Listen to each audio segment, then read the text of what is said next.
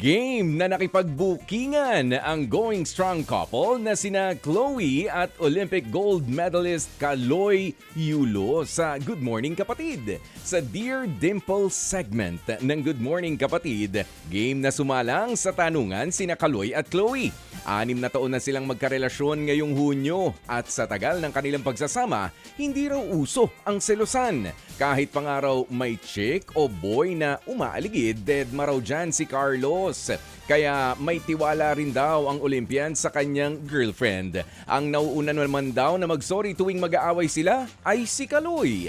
Ang iyakin naman daw pagka nag-aaway ay si Kaloy pa rin. Pero para sa kanya, importante ang pagiging open sa relasyon para mas madaling magpatawad sa isa't isa. Amen.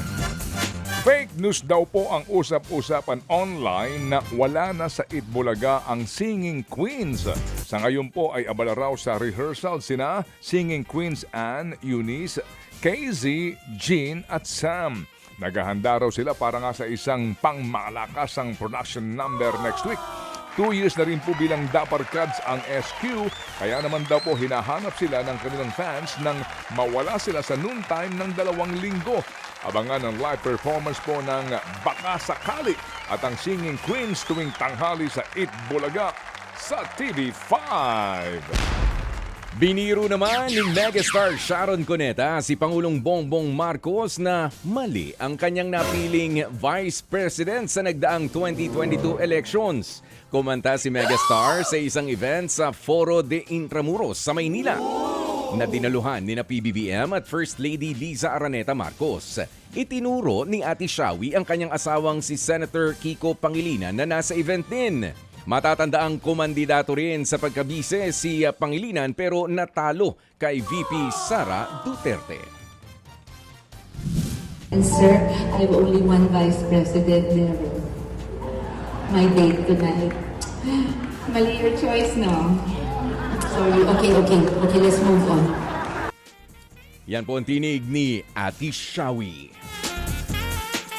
Ipinagtanggol po naman ng host at fashion icon na si Mond Gutierrez ang kakambal niyang si Richard kaugnay po ng isang interview ng estranged wife nitong si Sara Labati. Sa nasabing interview ay nabanggit po ni Sara na hindi siya humihingi ng tulong kay Richard para po sa kanilang mga anak. Sabi po ni Mon sa comment section, nagbibigay ang kapatid para sa mga pangangailangan ng mga anak nito.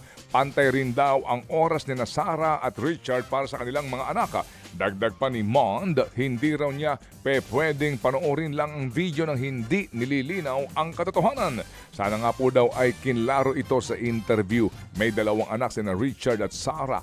Wala pang pahayag sino man kina Sara o Richard kaugnay nito.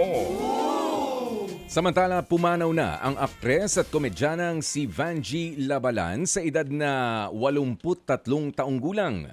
Kinumpirma yan ng kanyang kaanak. Pumanaw ang aktres sa Australia dahil sa isang sakit. Iuwi rin daw ang kanyang labi sa Pilipinas sa mga susunod na araw. Ibabahagi rin daw nila sa publiko ang detalye ng burol at ng libing. Ilan sa mga naging palabas ng actress-comedian na si Vanjie ang mga classic film na Sana, Pag-ibig na at Di Bale na Lang. Mga kapatid, brothers and sisters, saan ka pa? Dito na tayo sa totoo. Dito na tayo sa True FM. Mga kapatid, mag-subscribe and follow po kayo sa social media accounts ng True Network PH. Yan po kami, hanapin nyo lang True Network PH, Facebook, Instagram, YouTube, TikTok, and podcast. Mapa-Apple or Spotify man yan, mahahanap nyo kami. Lahat ng mga napapanood at napapakinggan nyo po sa programa, nasa social media accounts namin yan. So, paano mga kapatid? See you sa social media! Dito tayo sa totoo, tunay at tapat.